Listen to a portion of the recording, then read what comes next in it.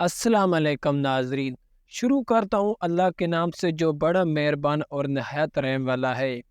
ہم آپ کے لیے روزانہ کی بنیاد پر اخلاقی کہانیاں لے کر آتے ہیں، بچوں اور بڑوں دونوں کے لیے۔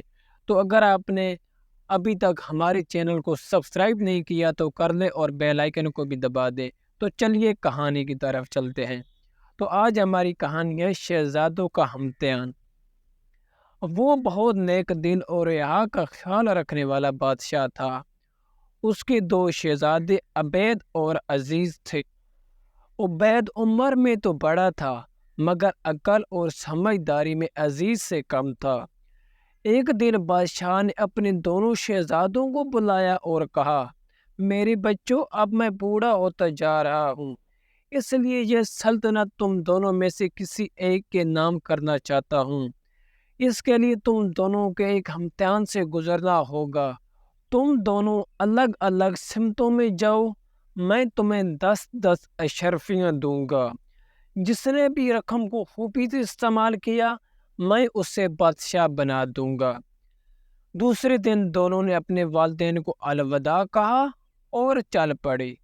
کچھ دیر چلنے کے بعد عبید ایک شہر میں پہنچا جہاں اسے گھڑیوں کی ایک بہت بڑی دکان دکھائی دی۔ کافی دیر بعد اسے ایک سونے کی گھڑی پسند آئی اور اس کا خیال تھا کہ یہ گھڑی بادشاہ کو بہت پسند آئے گی۔ دوسری جانب شہزادہ عزیز ایک گاؤں پہنچا جہاں پانی کی بہت قلت تھی۔ لوگوں کو پانی حاصل کرنے کے لیے میلوں دور دوسرے گاؤں جانا پڑتا تھا۔